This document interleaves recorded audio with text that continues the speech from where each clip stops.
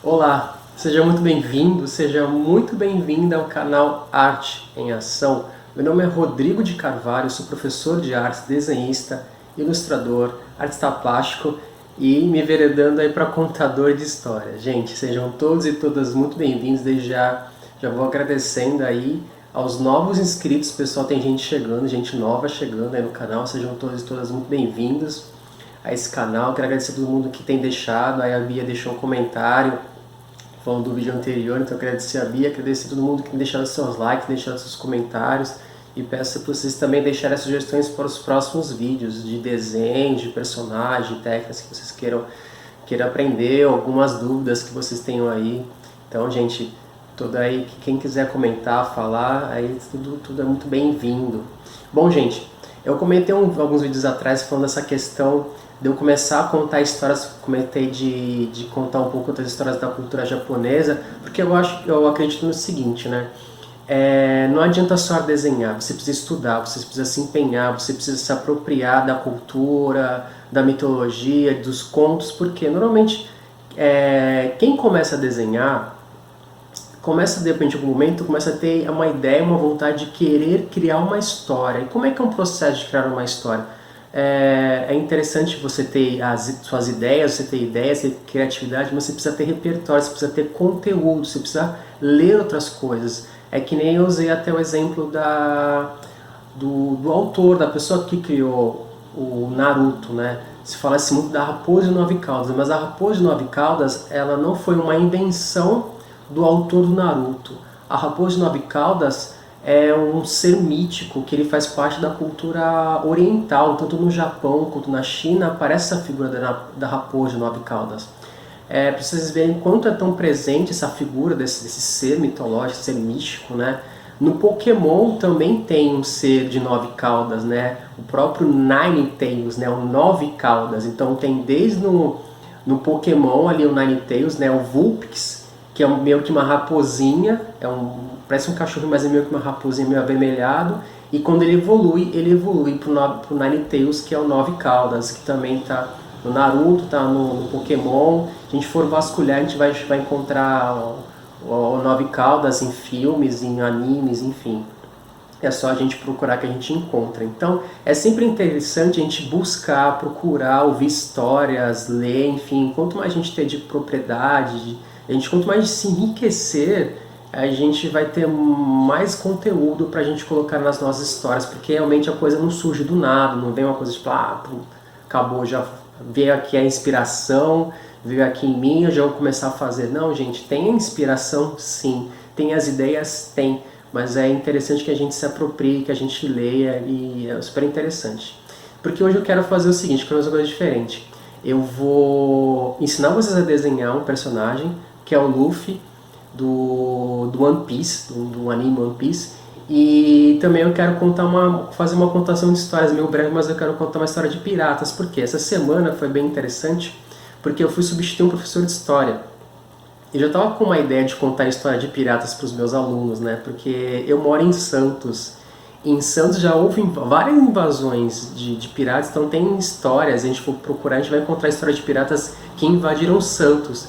E na época que eu fui educador no Museu do Café, eu acabei aprendendo uma história de piratas que aconteceu, uma invasão do Cavendish. Então, quando eu fui fazer essa substituição dessa aula do professor de história, eu pensei em falar um pouco da história de Santos, nesse contato com os piratas, contar uma história de piratas e desenhar um personagem ali. Na hora veio o Luffy do One Piece para desenhar. Então, a dinâmica de hoje vai ser o seguinte: eu vou ensinar vocês a fazer o Luffy, que é um personagem do One Piece, né?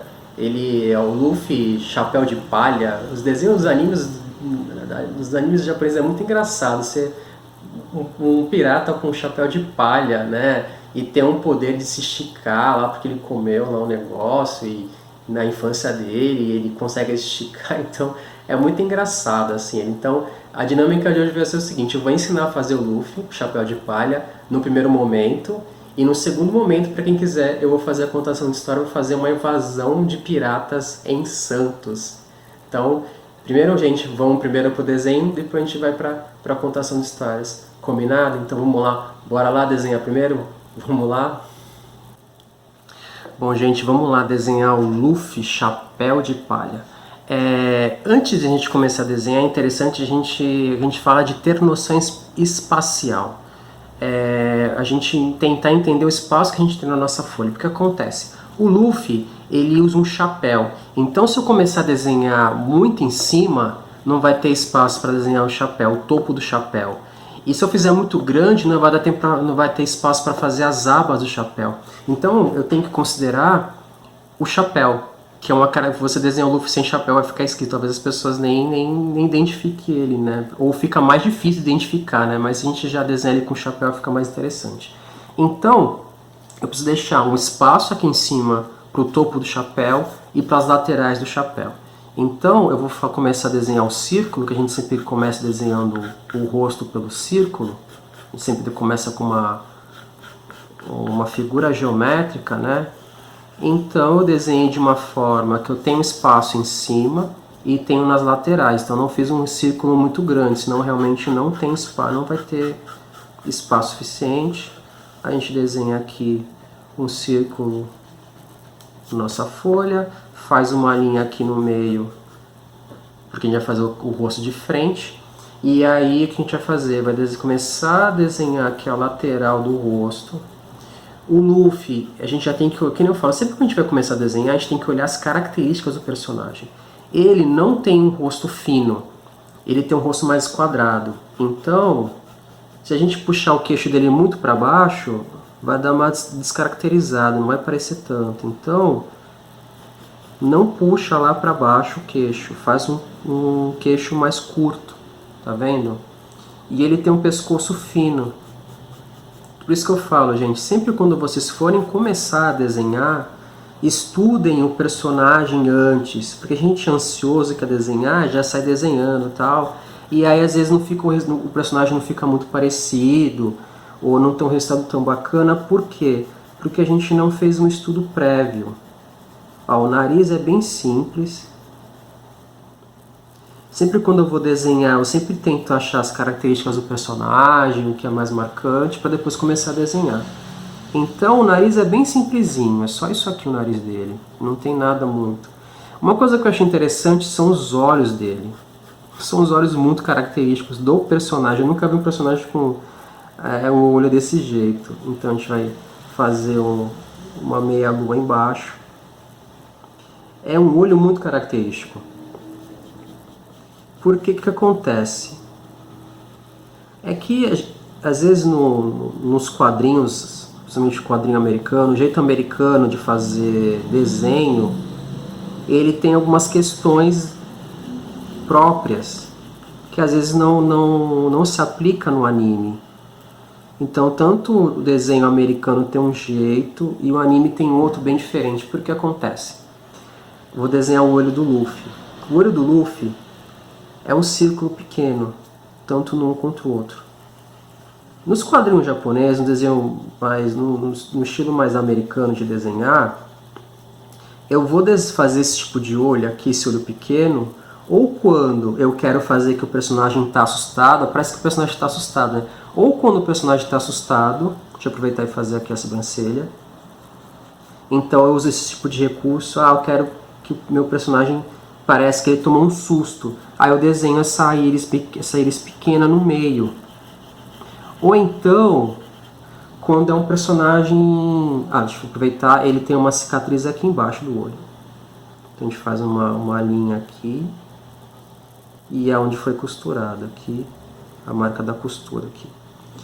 Então, eu faço esse tipo de olho ou quando eu quero que o meu personagem pareça que está assustado, ou quando o personagem está meio maluco, sei lá, aconteceu uma coisa no meio do desenho e o cara, sei lá, enlouqueceu.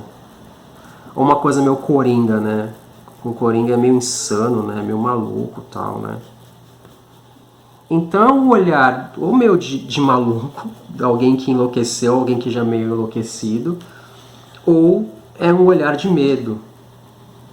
Normalmente é isso, mas não se aplica aqui no personagem, né? Então, fiz uma linha aqui e aí tem os dentinhos dele aqui, ó. Aí fica com uma cara diferentona dele, né? Eu vou aproveitar e fazer a orelha. Mas que não falei, tem coisas que se aplica para algumas situações e tem situações que não se aplica, né, no caso dele, né? Que não é nenhum personagem que, até onde eu entendi, não é um personagem medroso, que está sempre com medo, né? E nem é maluco, né? Mas ele tem esse olho bem característico. Deixa eu aproveitar e fazer um cabelinho aqui, ó. Então tem regras que a gente pode utilizar e tem regras que na verdade não... exceções, né? Que a gente fala, existem as regras e as exceções das regras, né? Mas é que normalmente eu tenho falado, gente, ultimamente nada é tão certo, nada é tão preto no branco, né? Não dá pra levar as coisas de ferro e fogo. Então o que acontece? Já fez o desenho aqui, já fez a maior parte do rosto. O que a gente vai fazer agora? As mechas. Ele tem uma testa grande também. Então deixa bastante espaço aí para essa testa dele, porque ele tem uma testa grande. Então aqui já fiz algumas mechas. Escutei até uma piadinha de um aluno, né? Não mexa com... falando de mecha. Aí um aluno veio e soltou uma piadela, não mexa com ele. Cara, sala de aula você se diverte, né? Tem sempre alguém soltando uma piadinha, né? Sala de aula sempre é assim, tem sempre alguém lançando uma piadinha. Eu falei da questão da mecha do cabelo, aí lá vem um outro falar, não mexa com ele, olha. É, gente, vida de professor é isso aí, ficam as piadelas da molecada. Mas o mais importante, gente, é ter bom humor. Não sendo uma brincadeira, sendo desrespeituoso com ninguém. É que nem eu falo com os meus filhos. Eu tenho 2 filhos, e quando um filho meu começa a fazer alguma coisa que o outro não tá gostando, eu falo, ó, a brincadeira tá engraçada pra quem? Pros 2 ou pra um só? Se a brincadeira tá engraçada só pra um e pro outro não tá, gente, isso não é brincadeira. Eu falo isso com meus filhos, né? Eu acho que serve pra todo mundo, gente. Se a brincadeira tá engraçada pra todo mundo, é brincadeira. Mas se a brincadeira não tá legal pra outras pessoas, aí já não é mais brincadeira, a coisa fica de mau gosto, aí tá ofendendo e aí não é legal. O legal é que todo mundo se divirta, brinca, é diversão, não ficar pegando pesado com os outros, né? Porque até então ninguém... Já que você não gosta, né? Não faça com o outro aquilo que você não gostaria que fizesse com você. Isso é aprendizado, gente. Então aquilo que você não gosta que faça com você, não faça com o outro.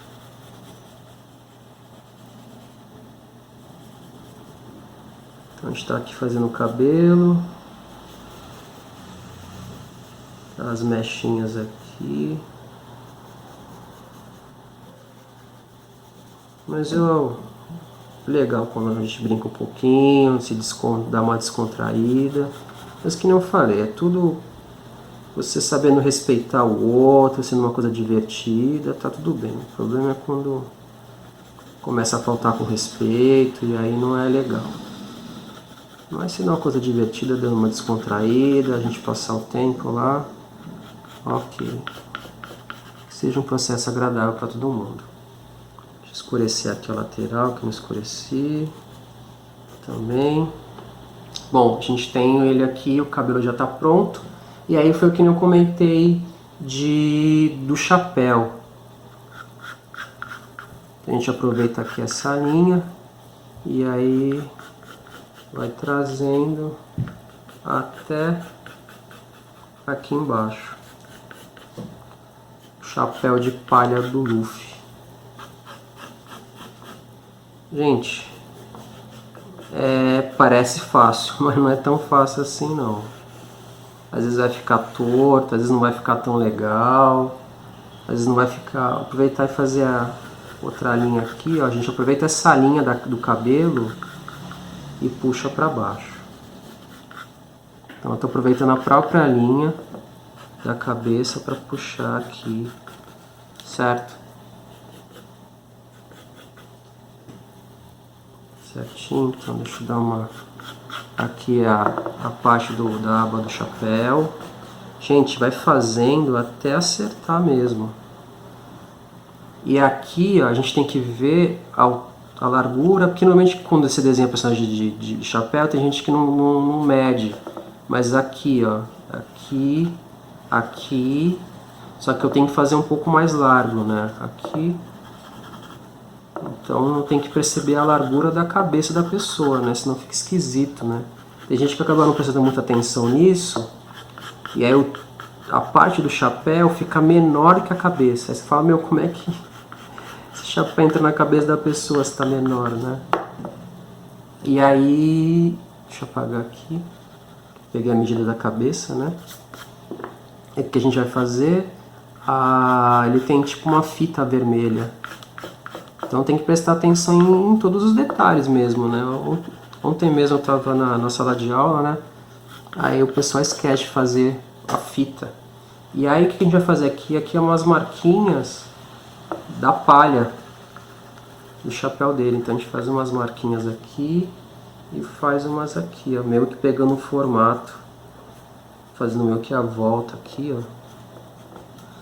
E essa parte, como é a parte de baixo do chapéu, a gente faz uma sombrinha aqui e uma sombrinha aqui. A gente praticamente terminou aqui o personagem, o rosto pelo menos, né?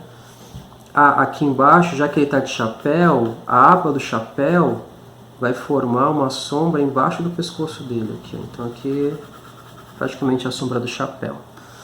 Aqui tem esse ossinho, deixa eu puxar um pouco mais para baixo, tem um ossinho aqui, ó. Certo?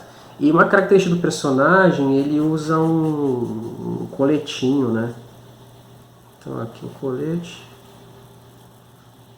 Deixa eu fazer aqui do outro lado. Tecido aqui do colete. Tá?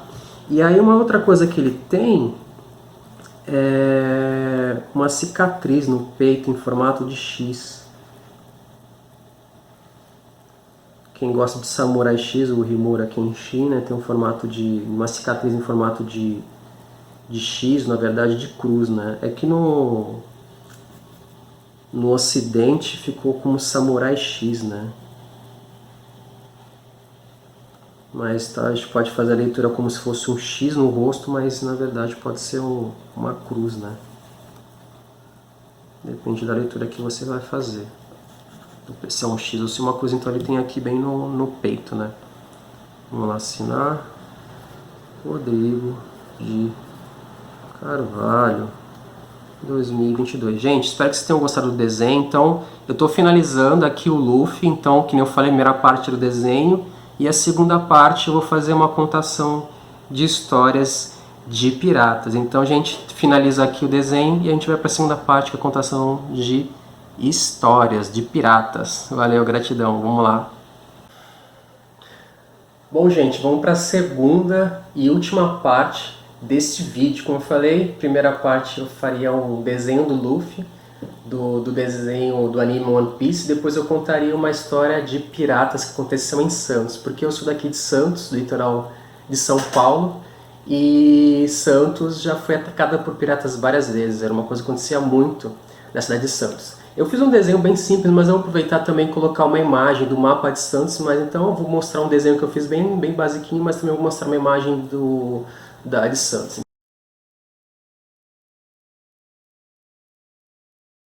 Então, Santos, na verdade, é uma ilha. Então, Santos é essa partezinha toda aqui, né? É uma ilha dividida em dois, então metade de cá é São Vicente. Então, originalmente tudo era São Vicente, mas dividiram, uma parte ficou São Vicente, a ilha de São Vicente, depois a outra metade se tornou Santos. Então, toda essa parte aqui é Santos, tudo isso é ilha, é uma ilha, né? Aqui é a parte dos morros, aqui tem uma parte de continente, né? Então, acontece. Essa parte aqui de baixo é a praia. Aqui é a praia de Santos. E aqui é a parte do porto. Então acontece, quando Santos foi fundada, a primeira vila, ela não foi construída bem aqui, na praia. Ela foi construída do lado oposto, bem do outro lado. Então, todo navio ele precisa entrar aqui nesse canalzinho, que é o canal do estuário. Então o navio vem aqui, tal, do alto mar, entra no canal do estuário, e precisa vir até aqui para chegar no Porto de Santos e na Vila de Santos. Então tudo isso aqui era desabitado, era no deserto. Então só essa parte de trás era habitada. Aí você fala, caramba, mas que difícil chegar na cidade de Santos, no Porto de Santos, era mais fácil fazer aqui na beira aqui na beira d'água, aqui próxima ao mar. Então seria mais fácil, mas tem um problema. Se você fizesse a cidade do lado de cá, você ficaria vulnerável a ataque de piratas, justamente é isso. Você ficaria vulnerável a ataque de piratas. Então, as pessoas construíram o Porto de Santos, a Vila de Santos do lado de cá, porque fica difícil acesso. Aí, para até mesmo se proteger e não ser surpreendida por navios de pirata. Então é interessante que aqui na entrada do canal de estuário, eles construíram depois duas construções, dois fortes. Do lado de cá é o Forte da Barra, que é um forte branco, que está bem aqui, que ele ainda existe, ainda está preservado. E do lado de cá eles construíram outro forte, que hoje em dia não é mais um forte, que é o Museu de Pesca de Santos. Então, lá naquele Museu de Pesca de Santos, que tem aquele esqueleto daquela baleia, que é incrível, disso quando vou com meus filhos lá, que é super legal o Museu de Pesca, até recomendo. O Museu de Pesca é muito legal. Mas anteriormente, o Museu de Pesca, ele era um forte. Até então, quando você entra no Museu de Pesca, tem um canhão de verdade, original, de metal gigantesco. Então, uma das formas de impedirem que Santos fosse atacado por piratas foi justamente criar dois fortes para não impedir. Mas enquanto não tinha toda essa fortificação, não tinha toda essa questão estratégica, realmente Santos era atacada, invadida por piratas. Por isso que muitas vezes a gente não encontra muitos... apesar de Santos ser uma cidade de 1545, uma cidade bem antiga, não tem muitos documentos antigos. Por quê? Porque os piratas invadiam e quebravam tudo, queimavam, destruíam tudo. Então, muitos documentos antigos que deveriam existir no dia de hoje não existem mais porque os piratas invadiam e destruíam tudo, inclusive as documentações. Então, a gente não tem documentos tão antigos. Então, acontece, não existiam casas nem aqui na beira d'água, na beira da praia, porque era perigoso, então constrói-se tudo lá de cá. O que acontece? Um dia, Santos vai ser atacada por piratas. Cavendish, que era um pirata super famoso aí, ele vem para Santos para atacar Santos. Então o que acontece? As pessoas ficaram sabendo que Santos ia ser atacado, então até o navio dessa volta inteira daria tempo das pessoas tentarem fazer alguma coisa. Só que as pessoas não queriam lutar, as pessoas não eram guerreiras, as pessoas iam fazer o quê? Iam fugir. Então acontece, eles foram procurar abrigo no alto dos morros, no caso do Monte Serrat, a padroeira de Santos, Nossa Senhora do Monte Serrat. Então acontece, as pessoas ficam sabendo que vão ser atacadas, a cidade vai ser invadida pelo Cavendish, que era um pirata super famoso aí. Então o que as pessoas fazem? Vão correr lá pro alto do Monte Serrat, onde tem a capela de Nossa Senhora do Monte Serrat. Chegam lá em cima do morro, as pessoas começam a rezar, explicar para que Nossa Senhora do Monte Serrat fizesse um milagre, fizesse alguma coisa, viesse algum divino, né, um exército divino fizesse alguma coisa para ajudar a população. As pessoas se mobilizam, ficam lá rezando para Nossa Senhora do Monte Serrat. E aí o que acontece? Os piratas chegam no pé do morro e aí vão fazer o quê? Vão subir para ir até onde a população estava escondida. Eles sabiam que a população tinha ido buscar abrigo lá, então eles foram atrás da população. Então acontece, quando eles começam a subir o Monte Serrat, acontece um deslizamento de terra, cai pau, pedra, árvore, um monte de coisa começa a desabar o morro em cima dos piratas. E aí o que acontece? Alguns piratas se machucam, alguns ficam no meio do caminho e ficam assustados, né? Na hora que eles iam subir para pegar a população, acontece um deslizamento, começa a desabar tudo aí em cima deles, aí eles ficam com medo e eles vão correndo, eles fogem e não voltam mais para Santos, até onde eu sei da história, né? E aí quem tá lá em cima do morro, quando descobrem, vê tudo aquilo acontecendo, eles acham que, caramba, Nossa Senhora do Monte Serrat ouviu as nossas preces e fez um milagre. Então esse ataque e esse salvamento aí dessa situação toda com o ataque de piratas e esse deslizamento de terra fica conhecido como o milagre de Nossa Senhora do Monte Serrat. E esse é um dos motivos porque a Nossa Senhora do Monte Serrat, ela é padroeira, protetora da cidade de Santos. Olha lá, padroeira fazendo milagre, salvando a população aí do ataque de piratas. Essa foi uma história que eu aprendi na época que eu era educador no Museu do Café, então gratidão aí pessoal do Museu do Café. Tive uma passagem por lá, aprendi muita coisa de cidade de Santos, aprendi de história de Santos, muita coisa que eu estou falando aqui com vocês. Eu aprendi na época que eu era educador no Museu do Café, e aí eu estou compartilhando com vocês, e eu compartilhei essa semana com os meus alunos, tanto desenhar o Luffy, o chapéu de palha, quanto eu contar um pouco dessa história de Santos, né? De como é que surgiu a primeira vila, por que é uma vila mais escondida ali, e realmente Santos já foi atacada muitas vezes por piratas e pelo Cavendish, que era um pirata super famoso. Então, gente, espero que vocês tenham gostado do Luffy, espero que vocês tenham gostado dessa história. Então, se gostou dessa história, deixa seu like, deixa seu comentário, e de repente, quem sabe você também não conhece aí uma história de pirata. Então, gente, gratidão, gratidão, gratidão.